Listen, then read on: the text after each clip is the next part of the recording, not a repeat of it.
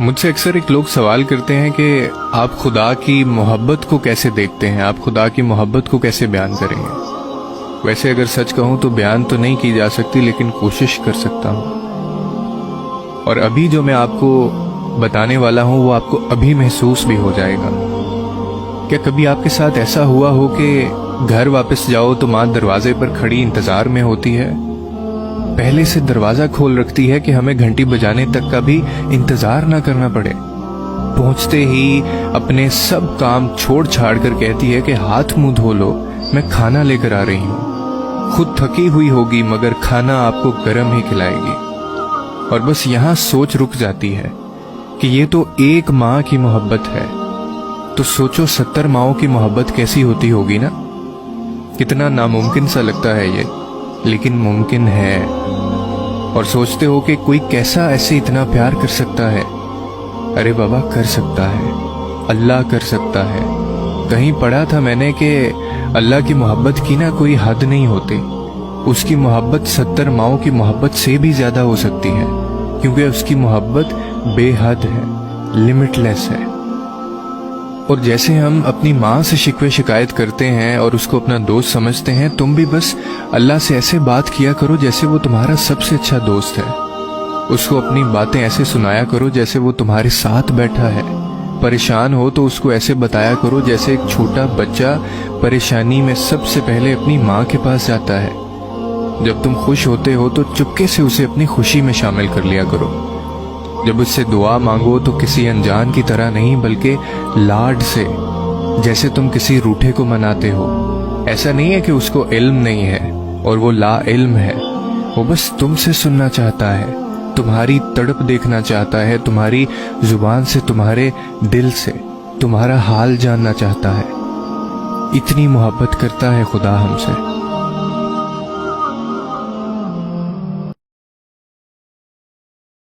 बंदे जब उसके सामने हाथ फैला के दुआ मांगते हैं, अल्लाह फरमाता है मुझे शर्म आती है उनके उठे हुए हाथ खाली कैसे मोड़ दूं। जब उन्होंने मुझसे मांगा है, मैंने भी ना दिया तो किस दर पे जाएंगे। तो फिर जब मुझसे मांगा है तो मैं क्यों नहीं दूंगा, उनकी झोलियां क्यों नहीं भरूंगा। वो तो कहता है मुझसे मांगो। अल्लाह अकबर। दुनियादारों से मांगे तो नाराज होते हैं, अल्लाह से ना मांगे तो नाराज। वो कहता है सवाली बन के मेरी चौखट पे, और मुझे अच्छा लगता है कि तुम मुझसे मांगो और तुम झोलियां फैलाओ। और ना मैं सिर्फ तुम्हारी जरूरत को पूरा करूंगा, बल्कि अपनी जनाब से तुम्हें मजीद रहमतों से भी नवाजूंगा। तुम्हारे उठे हुए हाथों की मैं लाज रखूंगा। तुम तलब तो करके देखो। लाजमी नहीं है कि तुम्हें मांगने का बड़ा सलीका आता हो, मैं फिर दूंगा। शिकस्ता और टूटे फूटे लफ्जों से मांगो, फिर भी झोली भर दूंगा।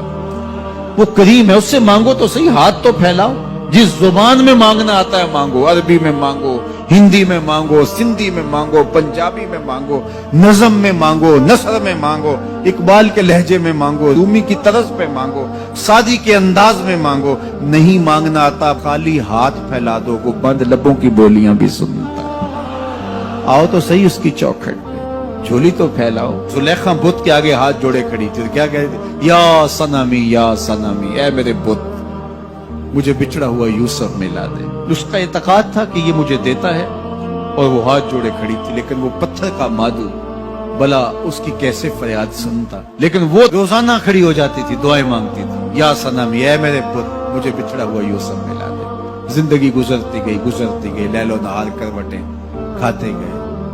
उम्र ढलने लगी, चेहरे पे झुर्रियां उभरने लगी। वो रोजाना सरे शाम हाथ जोड़ती और बैठ जाती, लेकिन कोई जवाब नहीं। एक दिन रात का पिछला पहर था, या सनमी का वजीफा चल रहा था। नींद का झटका आया, जुबान बल खा गई, कहा या समादी, या समादी। आवाज आई, जिब्रील जा यूसुफ के घोड़े का रुख मोड़ दे, बिछड़ी हुई को यूसुफ मिला दे। मालिक, इसने तुझे तो नहीं पुकारा, ये तो बुत को पुकार रही है। वो तो जुबान बल खा गई और या सनामी के बजाय या समादी के लफ्ज आगे। कहा जानता, लेकिन इतना अरसा हुआ बुत को पुकारते हुए, इसने कोई जवाब नहीं दिया। आज इसके लबों पे मेरा नाम तो आया है, जैसे भी आया है। अगर मैंने भी ना दिया, मेरे और बुत में फर्क क्या हुआ। जा बिछड़ी को यूसुफ मिला दे। कोई मांगे तो सही, कोई हाथ तो फैलाए। हम तो माइल बकरम हैं, कोई साइल ही नहीं। हम तो माइल बकरम हैं, कोई سائل ہی نہیں، راہ دکھلائیں کسے راہ رب منزل ہی نہیں، جلوائے طور تو موجود ہے کوئی موسیٰ ہی نہیں، کوئی ہاتھ تو پھیلائے، کوئی جھولی تو پھیلائے، کوئی مانگے تو صحیح۔ دنیا والوں سے مانگے تو ناراض ہوتے ہیں، اللہ سے نہ مانگے تو ناراض ہوتے ہیں۔ دنیا والوں سے مانگنا ہو تو وقت دیکھنا پڑتا ہے، اب تو صاحب سو رہے ہوں گے، اب تو ناشتے کا وقت ہے، اب تو دفتر کی مصروفیت کا وقت ہے، فراغت کے لمحے ہوں گے تو بات کریں گے۔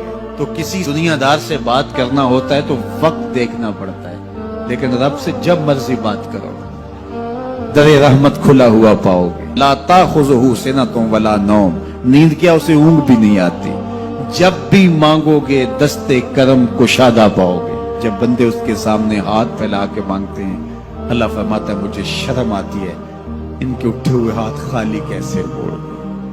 تو ہم بھی اللہ کے حضور دعائیں کرتے ہیں، اگر کسی کو وہاں جانا نصیب ہو تو وہ تو قبولیت کے بہترین لمحے ہیں، اور اگر نصیب نہیں بھی ہوتا تو 9 ذی الحج کو ہم یہی کھڑے ہو کے کہتے ہیں مالک وہاں تو آ نہیں سکے، یہاں تو کھڑے ہیں، میرے مالک تو کرم فرما دے اور ہمارے صغائر کبائر سارے معاف فرما دے۔